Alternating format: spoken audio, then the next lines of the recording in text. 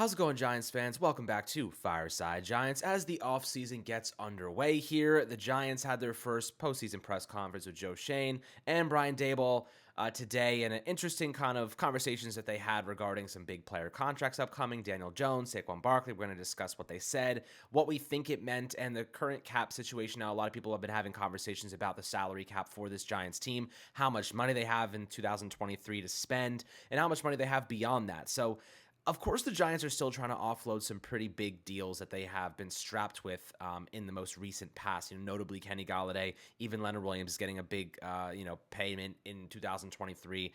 So we'll kind of discuss how they could go through those situations. Saquon Barkley, what he said about his contract, Daniel Jones wanting to return to Big Blue, and Joe Schoen having a pretty damning statement today. And ultimately, I think that Daniel Jones is in their future plans. Saquon Barkley, I am on the fence about. The way that he kind of said what he said was that they would prefer to they want to keep Saquon, but it really depends on the cap situation, really depends on the financial situation. So we're going to discuss what that looks like, where we go from here, and how optimistic we are that both of these guys get extensions, and where the Giants may be willing to invest some money in free agency to upgrade a couple of positions. But Anthony, before we dive into it in the press conference quotes, how you do today, my friend? I'm doing great. It was an interesting press conference. I think what you mentioned there about the Daniel Jones discussion and then the Saquon Barkley discussion was kind of the most eye-opening aspect of the press conference, because the way that Joe Schoen discussed Daniel Jones and the hopes to bring him back next season, he sounded a lot more hopeful and a lot more serious about that than he did about Saquon Barkley. Because when he was talking about Saquon, it was more like, yeah, we discussed it during the midway point of the season. We had some conversations. They were productive, but we're very far apart on a contract. And then when he was discussing Daniel Jones, he even slipped at one point and said Daniel Jones will be back next season, rather than saying that they want him back. But he tried to continue to reiterate that he wants Daniel Jones back. They're going to have the discussions and try and get it done. But with Saquon Barkley, he just kept kind of mentioning that the price needs to be right, that the salary cap needs to work for it, and that I didn't get that same vibe of needing to make it work with the salary cap with Daniel Jones that I got from the conversation about Saquon Barkley, and I thought that was really eye-opening. But other than that, it's pretty straightforward press conference. Brian Daboll, Joe Schoen pretty much said what you expect them to say. We competed hard, we got better, but there's work to be done in the offseason, and we haven't had our meetings yet, so we can't give you any answers. That's how it always goes with these press conferences. But Joe Schoen, I think he said some things that were important to note. He said some things that were eye-opening, but for the most part, it's really just about taking what he says with a grain of salt for the most part. And I think that he said a lot, though, about what the attack plan is for this offseason. He and Daboll both really hit it home that this is a little by little rebuild, and it's not a all-out spending spree coming this offseason. And I think that's something that we should be happy about, because even though we made it to the postseason and we feel like a much better team than we were last year, we feel like the Giants could compete right now. Joe Schoen isn't necessarily treating it like this is our window of opportunity, we need to go spend some money to win more games and make it to the Super Bowl. He's still treating it like it's the rebuild, playing the long term, the long game, and making sure that this offseason they don't do anything to cripple their financial stability for the future like Dave Gettleman did a couple years ago. So I really like everything that Joe Schoen said during this press conference. Again, he didn't reveal too much, and there's definitely some interesting talking points to be had, but overall, a positive experience coming out of this press conference, and I'm excited for the offseason. Yeah, look, I don't think the Giants are going to go crazy in free agency like they did in the past. This is not a situation where the Giants are going to go out and sign a James Bradberry and then a Adoree Jackson and Kenny Galladay and Blake Martinez. This team is very much toward it. Well, this is my opinion, but I believe they're very much looking toward a strategy that means is really predicated around building this team through the draft and spending money to keep their own. There's something to be said about culture that the Giants just kind of build the foundation on, and getting a taste of winning. They know that they want to keep some of these guys around. They're going to be cheap, and but at the same time, you want to add competition because you don't want some of the guys that were starting this year in starting positions. So I will say this: I think 11 draft picks. We have the 25th overall pick this upcoming year, and I do kind of feel as though they're going to look to the draft to plug some major spots. I think that based on the coaching and the quality of the coaching, they feel confident that they can get a lot out of young players and really help develop them into long-term, kind of building blocks. The problem with that method is it takes time, and the Giants don't have a lot of time until some of these bigger contracts come to fruition, like Andrew Thomas. Of course, now you're about to extend Daniel Jones, and then of course you have Saquon Barkley, and those are two guys that we're going to discuss. As you said, he was a little bit more on the fence about Saquon Barkley with the way he was discussing it. With Daniel Jones, it sounded like it was a walk in, like this is gonna happen. He's gonna be retained on an extension. Now Saquon Barkley didn't do himself any favors when he said after the game on Saturday that, or it might have been yesterday, but he said basically, I don't think I'm going to reset the market. I know I've had 2 years of injury that really, kind of plummeted my stock. I'm not looking to reset the market. I want something, I'm looking for something reasonable and fair. And I don't know exactly what that means because it sounded like he wanted Christian McCaffrey money, which is $16 million, which is one of the highest, if not the highest in football alongside him. So Saquon Barkley getting that type of money, I don't think we can justify. I don't think Joe Schoen wants to give him that type of money. I think that he'd be willing to give him as much as the franchise tag would pay him, which I think is like $12 million. So I wouldn't be surprised if, he was willing to stay on a cheaper, and also for what it's worth, his brand after football will make so much money being in the New York market. I think him staying in New York, even if he forfeits a little bit of money now, comes back around in the future. So something to consider on just in terms of brand, marketing and awareness and, being one of the biggest faces in New York. So I think there is value there. But at the same time, you could say maybe he wants to go to a state that has no, state income tax and can get away with it there and maybe make a little bit more money in the near term.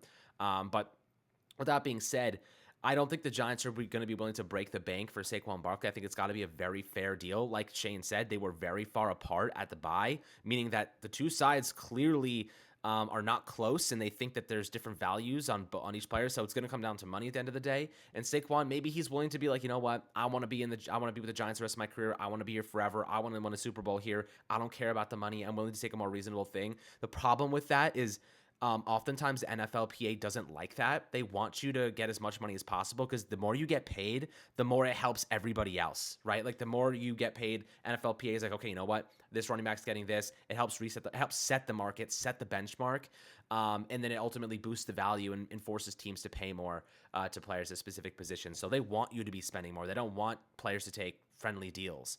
So I think that even if he does decide, okay, I'll take a little bit of a discount and they're okay with that, then, so be it. But it seems like they're really far apart. So right now, if he wants $16 million, Anthony, how much are you willing to give him? Because right now I think I'd maximum $12 million per season. Even that is a lot for a running back these days. And looking at the way the Giants utilize Saquon in the postseason, they barely used him. He had 9 carries against the Eagles. We discussed this heavily in the postgame.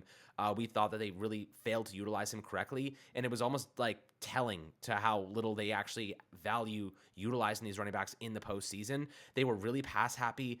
In fact, I would say that investing that money on a receiver could be even more beneficial with the way the Giants offense seems to be going. But, it's an interesting conversation to have. How much money would you be willing to give him? And do you think this offense is kind of predicated on the passing attack, or do you think they're still looking at a running back as an asset and a valuable piece here? An asset and a valuable piece, sure, but not a $16 to $20 million valuable piece. I think that this is going to be a pass-heavy offense for the time being. It was pretty clear and obvious that they wanted to be a pass-first team in the postseason. Now, I didn't necessarily agree with that. I think that they should have led each game, giving Saquon Barkley a bunch of carries, set the tone through the running game to open up the passing game. That's what you and I kept saying, Alex. That's how we think they should have approached things, but they didn't. And for the majority of the second half of the season, they did not do that. And it almost felt to an extent like they were phasing Saquon Barkley out of the game plan little by little. Maybe I'm overreacting, and honestly, I could go ahead and say a bold take, but I'm not bold enough to say it just yet. But some people are probably going to start throwing bold takes out there and say that the Giants might not be bringing back Saquon Barkley this offseason. Like, bold take, he's not back next year, because it doesn't really look like he is that valuable to them. And I know that he values himself, and he's going to want close to Christian McCaffrey, $16 to $20 million per year money. But realistically, Saquon Barkley on the open market probably maxes out at 14 in my eyes. And I think that the Giants are going to look to pay him 12 to 13 to $14 million, and that's about it. But he's probably going to shoot for a higher number, and he might have to test free agency to see if he can get it. Because if he goes out into free agency, one of these teams with a boatload of salary cap space might say, hey, you know what, we can afford to overspend at this position, so let's go ahead and get the best, and that's Saquon Barkley.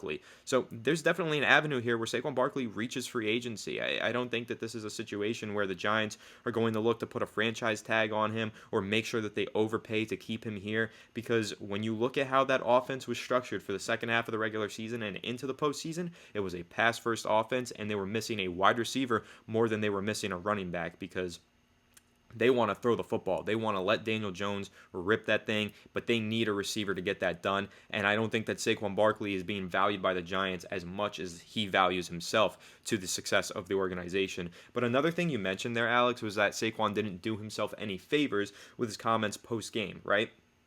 Now, I also got to mention there's another player who did not do themselves any favors. You got to know where I'm going with this. Leonard Williams hurt himself badly by saying that he was willing to take a pay cut to play with Dexter Lawrence. In fact, Joe Schoen said it during the presser today. He said that he heard Leonard Williams' comment and said that he loved hearing that Leonard Williams was willing to take a pay cut. Now, if you don't know, Leonard Williams' cap hit this upcoming season is $32 million. That is absurd. I don't care who the defensive lineman is, minus maybe Aaron Donald and Dexter Lawrence and maybe Chris Jones. That's it. Those are like the only three guys that I would even remotely consider having a $30 million cap hit for. But Leonard Williams with a $32 million cap hit, not sustainable. You can't do it. That number needs to come down, and it will, whether that be via extension or whether that be a pay cut. And now that Joe Schoen has a word that he's willing to take that pay cut, that pay cut's coming, baby. You can guarantee that Leonard Williams, his contract, that cap hit is getting lowered. And that sucks for him, but he said it out loud and he should not have done that. So when you talk about players who instantly regret something that they say to the media, that's got to be one of those moments. Leonard Williams with a big mistake saying that he's willing to play for less money. But hey, listen, I'm all for it. I think Leonard Williams is a great player. He and Dexter Lawrence playing alongside each other. I want to keep that tandem. I want to keep that duo intact, but we're going to have to get that Leonard Williams cap hit lowered, and I think that the Giants are going to succeed in lowering that dollar amount so that Leonard Williams can continue to play with his buddy Dexter Lawrence. So I don't know if you have a take on that, Alex. Maybe, I know some people are probably going to say that they're ready to see Leonard Williams walk in general, but for me, I think taking that pay cut and keeping him around long term is the right move. Yeah, I'm fine with that. Personally, I do like the concept of keeping Leonard Williams. It really depends on the money. Like you said, 32 mil is just excessive. It's not worthwhile to even discuss. Like the thing is, if you cut him, you still got to pay $20 million in dead money. Thanks, Dave Gettleman, and $12 million you save. Now, usually you don't want to cut players post June 1st. And I know a lot of people are going to say, well, post June 1st, we save $18 million. Post June 1st, all the free agents, all the best ones are already scooped up off the market. One, or at least the majority of them are already kind of like situated.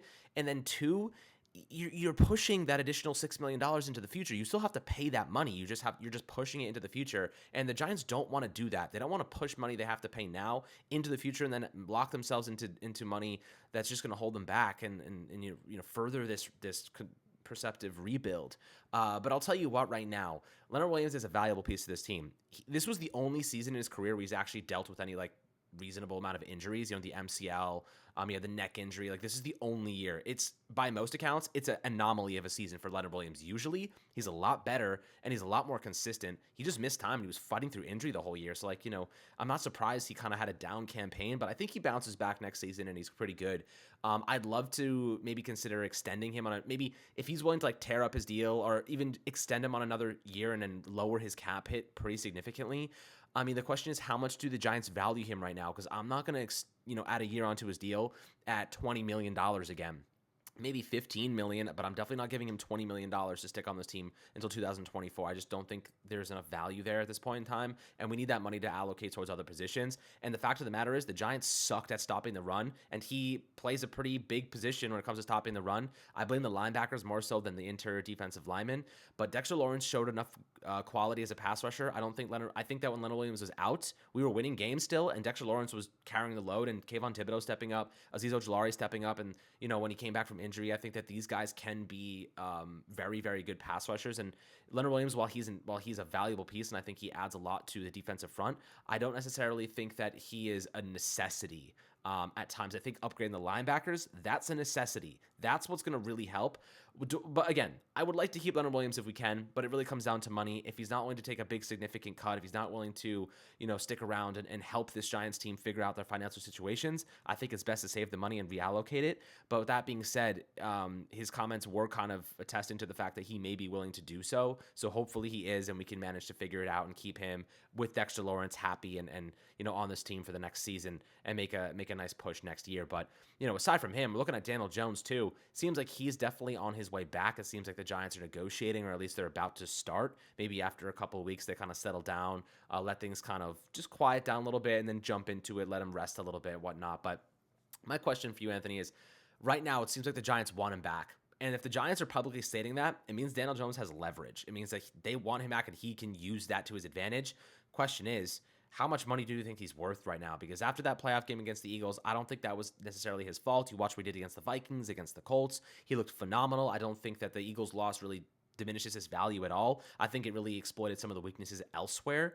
But with that being said, Daniel Jones, I think $35 million per season is a reasonable number for him. I think that's fair for both sides. It's not overpaying and it's not underpaying. And you can give him a 3-4 year contract at that amount, and I think he would be happy and he would continue to grow and learn. And let's be honest here, he can leverage that deal into a much bigger one. He's going to be still 30 years old. Quarterbacks play well into their 30s. I think that he could sign another 4 or 5 year contract if he leverages that and makes $50 million after that. So if he bets on himself, sticks around with really good coaching, because if I'm Daniel Jones and I'm sitting there saying, look what Mike Kafka and Brian Daboll did for me this year, I'm investing in them. You know what I mean? I'm like, they're going to get me to where I want to be. They're going to get me to that big next contract. If I go to another team, there's no guarantee he ever recovers from that. So I think you put the faith in them and you continue to grow and you still get paid $35 million. God forbid you get $35 million for a couple seasons. I mean, I'll do it, no problem. Like, it's a crazy amount of money. So that's kind of how I feel about it. What are you thinking about Daniel Jones, how much he's worth,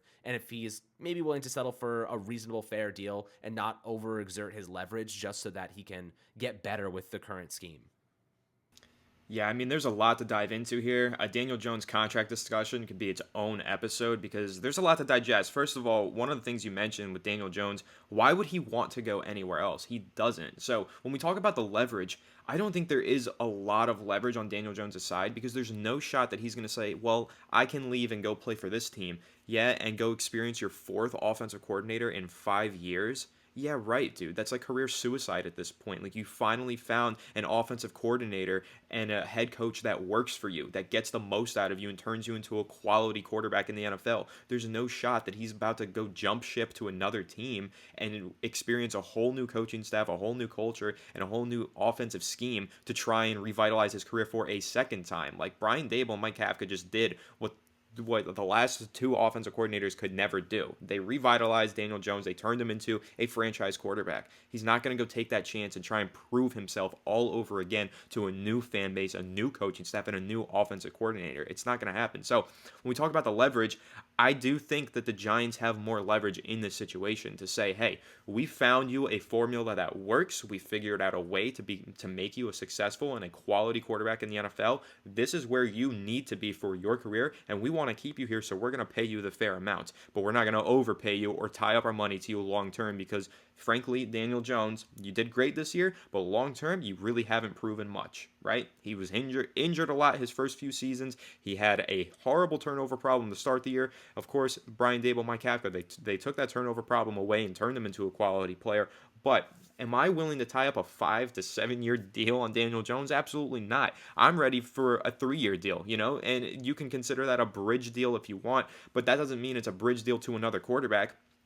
It might mean that it's a bridge deal to a second Daniel Jones contract. So you give him this 3-year deal, and you ask me, Alex, how much would I value that deal at? I'm looking at around $30 million per year. So let's call it 3 years, $95 million, right? I don't think that this is necessarily a $133 million player. Like Lamar Jackson just declined that money from the Ravens. I wouldn't give that money to a player like Daniel Jones personally because we've seen 1 solid year out of him, but we haven't seen 3 to 4 solid years out of him. So I'm willing here, Alex, this offseason, I want to see Joe Schoen and Brian Daboll get to the table with Daniel Jones, his representatives, and crank out a deal that's at a maximum of like 95 over 3 years, because when you pay a quarterback under $30 million, you're good, right? Because now the franchise tag value is $35. But that's where we talk about leverage, because Daniel Jones might say, why would I accept accept a deal that's paying me under 30 million or less than 35 million this year when I can happily play on the franchise tag for 35 million this year and try to cash in again next offseason. So that would be him betting on himself. But if he'd rather play it safe, he can take the guaranteed 3 years of 30 million and then try and get that second payday in 3 years from now. And ultimately, I think that's where Daniel Jones lands. Right now, he's about 25 years old. He cashes in on a second contract. He'll be entering his prime at 28 years old in 3 years from now. It makes the most sense for the Giants to sign him to a 3-year deal rather than that 5-year deal. However, Daniel Jones might also look at the situation and say, I want the long-term money. I want over $100 million guaranteed to me. Give me the 5-year, $35 million per year contract. And to be fair, that could look like a bargain for the Giants in 3 years, depending on how Daniel Jones continues to play and how that quarterback market continues to boom. So it's a very nuanced conversation. Again, it could be a whole episode by itself just talking about this topic. But when you look at it, this is a difficult decision for the Giants to make. It's not whether or not they want to bring back Daniel Jones. It's what's their price limit for Daniel Jones. How much are they willing to pay, and how long are they willing to pay him? Because all of that, he's answered a lot of questions this season, but this offseason, there's still more questions to be answered in terms of contract value and contract length. So we'll see what Joe Schoen conjures up here. But again, you asked me, Alex, I'm curious to know what your terms to agreement are. But for me, it's about a 3-year, $95 million deal. I'm not signing him to a 5-year deal, and I'm definitely not tying up over $40 million to the quarterback position right now. Yeah, look, I could see like a 4-year deal at $35 million per season with an out after the third season. So essentially the same thing. That way, if he does end up being really good, you have the option to extend him and keep the cost down. So that's kind of I think the Giants have to protect themselves in this scenario too, because now that we've seen this team can compete with a really bad roster pretty much across the board, and they can get into the postseason, our draft picks are not going to be very high. So we're like, to get another quarterback is going to be a really difficult, and you're going to have to spend a ton of capital to draft another player, or you're going to have to go and trade for another player, which is going to cost more if you're in the bottom half of the draft every single year. So right now, I think you commit to Daniel Jones. You give him that even 4 years with out after the third season at $35 million. I mean, look, we know we can win with him, but we have never given the guy a wide receiver one, like a one that actually fits our scheme. Like Kenny Golladay was supposed to be the guy, and then they completely changed the scheme. Nobody saw that coming. We couldn't have seen the future in that scenario. But this is going to be interesting. Joe Schoen said we don't necessarily need a wide receiver one, but what the Bills did, what Miami did for Tua, you see that it does help a lot, and you see what Jamar Chase has done for Joe Burrow. Like, you see what wide receiver ones can do for a quarterback. Daniel Jones has never had that type of guy before, The question I have is, can Daniel Jones really focus in and make the most of a wide receiver one? Like, you see what Eli Manning did for OBJ early in his career. Like, they were a monster combination together. They really played well, and Eli was so good at finding him. Can Daniel Jones maximize wide receiver one? I think that's really the question we have to answer too. Like, he's never had that guy. Can he make the most of it? And I think just giving opportunities, like throwing the ball up to him, giving them chances. You saw the catch that CeeDee Lamb made yesterday. You saw the catches that Jamar Chase made. I think you just target them heavily, you give them contested chances, and they come down with it. And that's ultimately what good receivers do. I think that Daniel Jones can maximize wide receiver one. So getting him one obviously should be a priority moving forward. But I will say this. I think that $35 million is a fair price. And I just read online that Ralph Facciano from one of those SNY or one of those places said that Saquon turned down $12 million per season. So that's an interesting message. If he turned down $12 million, how much more are you willing to give? Like, $12 million, in my opinion, is pretty fair for a running back that's really had a lot of injuries. He can't really be a workhorse. We had to really take his workload down after he picked up that shoulder injury, and then he had a neck issue. Like, you can't give him 20 carries a game. Like, he's not that type of player. So if he can't get 20 carries a game, I'm not giving him 14, 15 plus $million. I can't commit to him. Like, we barely even use him in the postseason. If you're not going to use arguably your best offensive weapon in the playoffs, why are you paying him $12, $14 million for? You know what I mean? Like, $12 million I think is fair, but it seems like he wants more. So we'll see where they finish there. He could end up, right now I'm not feeling that optimistic that Saquon's going to stay a Giant. Right now I think it's 50-50. I think that's, definitely relying on how much the Giants are willing to go up in the contract. But what do you think? I want him to stay, but at the same time, I'm not willing to overpay. That's kind of how I feel. So I think you're right. It's probably kind of 50-50, but I'd lean more towards like 60-40. He does stay with the Giants because here's the thing, right? If he's turning down that $12 million per year contract from the Giants, where's he getting more? Is another team in free agency going to give him 16? I don't think so. I think ultimately what happens, the Giants made him a fair offer there at 12 million. He's going to try and negotiate it up, sure, and they'll probably reach their upper limit of 14, I would assume. But if this goes to free agency, we saw what happened with Le'Veon Bell a few years ago, right? Le'Veon Bell was arguably the best running back in the NFL that season, where he was rushing for the Steelers, goes into free agency because he doesn't like the deal that the Steelers offered him, and he gets nothing out of free agency. Do you remember that, Alex? Le'Veon Bell went out there, tried to get that big market resetting contract for the running back position, and got absolutely nothing because no one wanted to pay a running back. So you could see that happen again with Saquon Barkley, and he might get a reality call, like a wake up call where he just goes into free agency and is like, you know what, the Giants won't pay me, someone else will, and no one else does, and then the Giants are going to be like, hey, we'll pay you 10, 8 million now. The price is now even cheaper because we see that you don't have that kind of market. So it's a risk, Saquon Barkley is going to take a risk declining that kind of a contract from the New York Giants at around $12 million.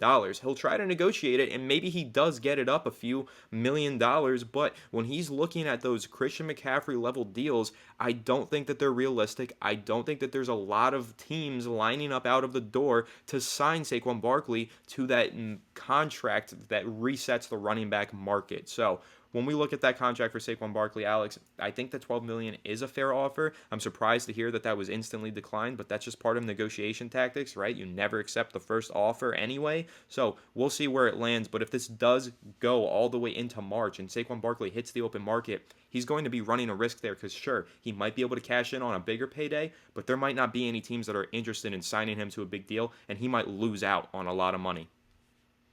That's a good argument. I think that's really where we should be focusing our attention. If I'm Joe Schoen and I'm the Giants, I'm letting him go to free agency and seeing what he can get. I'm saying, hey, we'll give you $12 million. Go find your best offer and then let us know what it is. And then when the agent come back and says, we got this offer from this team, if I'm Joe Shea, I'm calling up the GM and say, hey, did you actually give him this much money?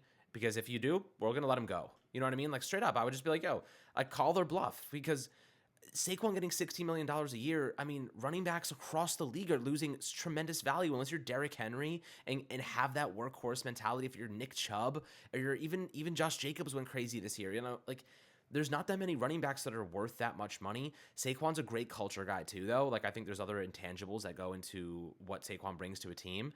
But are they worth that much money? Like $12 million seems fair to me, but I don't know. What do you think? I've also got one other proposition that the New York Giants could throw out there, and it's the transition tag. So it's not the franchise tag, but if the Giants were to transition tag Saquon Barkley, it's kind of like making him a restricted free agent. So basically, the way that the transition tag works, it guarantees the original club the right of first refusal to match any offer the player might receive from another club. So kind of like you were mentioning there, teams will make offers and then the Giants can choose to match. That's what the transition tag is for. They can transition tag Saquon Barkley, see what his offers are. They have to find out, like they will be able to see exactly what he gets offered rather than having to cold call a general manager and try and solicit a deal. They will be able to get that offer right there and make their decision on the transition tag. So Right. that's a rarely used thing. It's very seldom used in the NFL. Usually you see the franchise tag, but the transition tag, it's the average of the top 10 salaries at the position, not the top 5. So it's cheaper than the franchise tag, number one. And number two, you have the ability to match any offer. So if someone does offer Saquon Barkley a boatload of money, the Giants can say, no, we will just rescind the tag and you can go sign elsewhere. But if he only gets $10 million contract offers, right? The Giants can be like, okay, we'll match that and we will keep you here in Big Blue for the time being. Yeah, that's also a really good option. I think that's a good alternative to using the franchise tag, especially because they want him. Like they're like, go see what the market looks like. I mean, we're only going to give you this much money, and what other team really is in need of a running back at that level? You know what I mean? Like you just go and look what I guess even Christian McCaffrey like barely played in that game yesterday. Elijah Mitchell was a monster, and he's a 6th round pick. You know what I mean? Like across the league, like there's teams that are doing really well. Josh Jacobs, I mean, he's picked it up a little bit. Had a good year. Nick Chubb, so a couple of 1st round running backs there. Derrick Henry, 1st round. It's the thing is, you look at other teams. And not everyone needs those like high-end running backs. So I'm curious to see what he could get on the open market. I wonder if they would use the transition tag. That's very interesting. But another player who's also kind of in line to get a contract extension is Dexter Lawrence. Now, Joe Schoen said that he has earned a long-term extension. Now, I think that they let him play out like they did with Saquon on his 5th-year option, and they probably start negotiating halfway through next year. See if this is Dexter Lawrence like lone big season, right? He has one like elite level year. There's no like you could in good faith go and extend him now, and I would be on board for that. Like I'm cool with extending him now, no doubt. I could also see the argument to let him play next year and then make sure just wait until halfway through the season. His value is not going to go up that much. If he's killing it, he's still going to get a similar amount that he would get right now. But the Giants just want to see maybe he can put together another really great year, which I think he will. So just kind of being safe with it, I guess, just being conservative in negotiating in your money and allocations.